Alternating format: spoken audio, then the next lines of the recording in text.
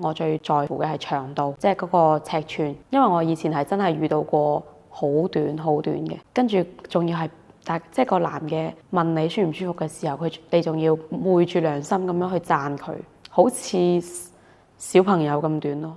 10年其實都算係一個鴻溝，大家對事物嘅認知會完全唔同。今期影片我哋嚟睇下呢位04年嘅小妹妹對愛情有乜嘢新嘅睇法。大家好，我叫小雨，04年嘅，讀緊大3。你點睇00後嘅愛情？我覺得好多都係快餐式愛情咯，即係拍得一齊得好快，又好快又散咁咯。大學生嗰啲男仔啊，我就唔會即係太刻意留意佢哋嘅，但係有啲就唔肯使錢咯。以前啲男仔你追女仔要有成本噶嘛，咁而家啲男仔好多都話想空手套白狼，就冇付出咁樣就去氹女仔啦。如果係你覺得兩個人一齊嘅 step 應該係點？首先應該從朋友做起吧，你唔可以一嚟到就話，哎呀，我想追你啊，你做我條女啊咁樣。咁起碼有一個過程去大家互相了解、認識咁樣，再慢慢再發展咯。咁你唔戀愛唔係話一朝一夕就有愛情噶嘛，一定要係慢慢培養先得嘅。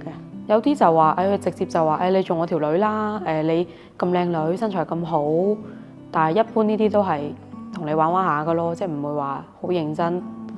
就算有認真嘅，佢都係有啲即係有啲問題噶咯。男仔就係起碼都個樣要過得去吧，同埋身高起碼都要高翻我少少啦，係咪先？咁起碼有份穩定嘅工作，跟住再捨得對你好嘅，花錢喺你身上嘅。有冇男仔好落力咁追過我啊？咁應該都有嘅，但係我唔係好中意太過主動嘅男仔，我係希望係純粹漸進嘅狀態嘅。咁就算佢每日話嚟接送我啊，或者點外賣俾我食啊，或者係每日言語上關心我呢，我可能都唔會太着緊佢嘅，因為我係比較即係逃避呢一啲好直接嘅，即係對你好直接咁嘅主動進擊嘅狀態。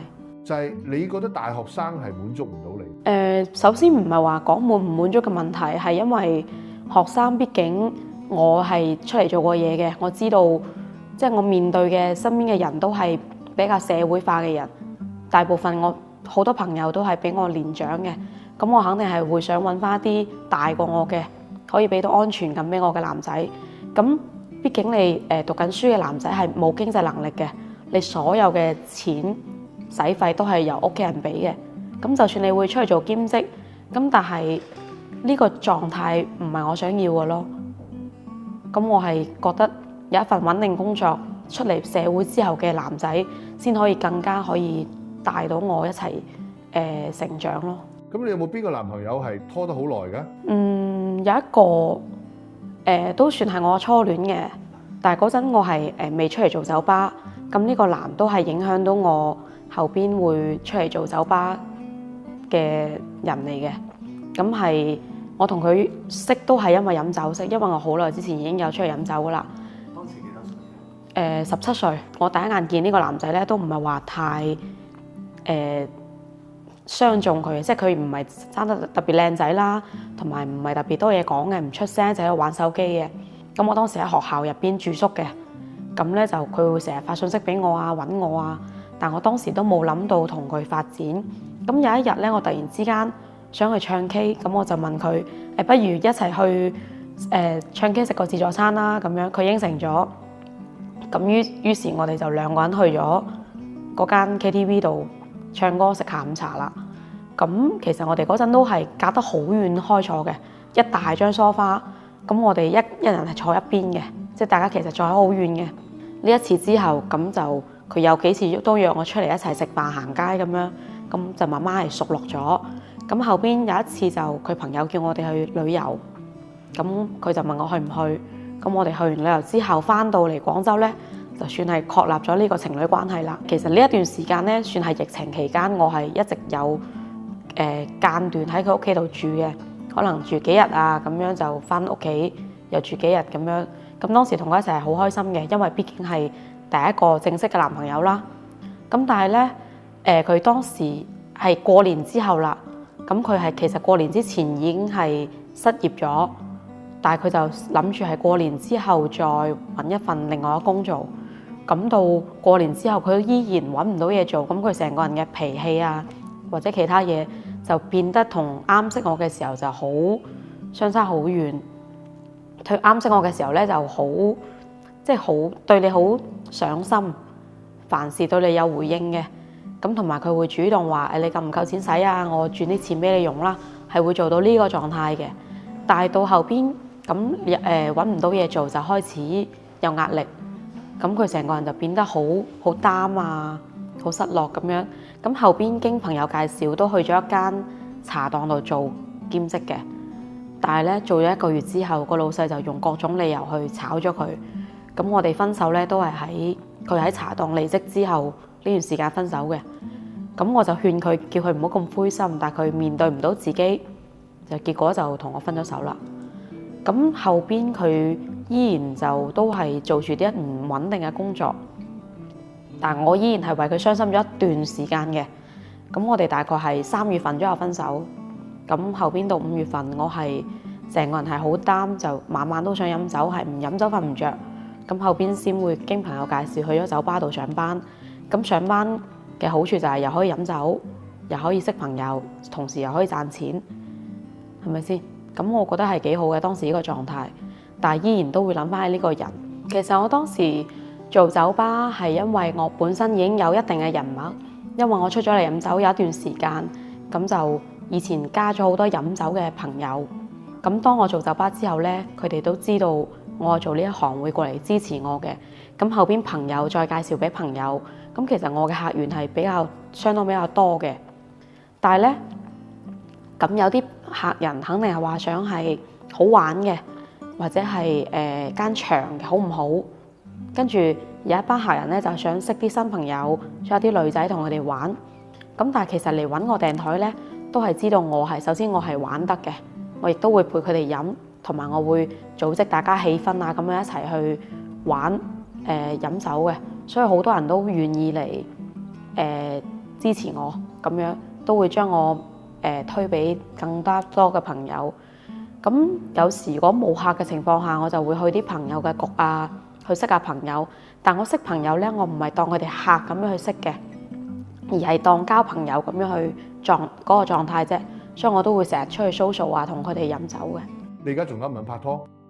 想，但係你而家啲渣男咁多，你唔敢亂嚟噶嘛？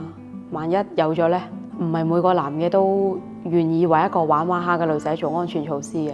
其實而家好多男仔唔中意戴套噶，佢哋即係希望係冇距離感咯，可以更加同女仔貼合少少。咁我以前係做過酒吧噶嘛，咁你喺酒吧肯定會遇到形形色色嘅人，或者你真係同佢玩得開心嘅，咁雙方都願意嘅，你就即係願意跟佢一齊走咯。咁你知道酒吧其實真愛好少嘅，咁你睇啱佢都只係睇啱佢靚仔啊，或者係飲醉酒啊咁樣。大家想出去玩下，或者係再深入啲交流，咁第二朝起身其實當陌生人咁樣就走啦。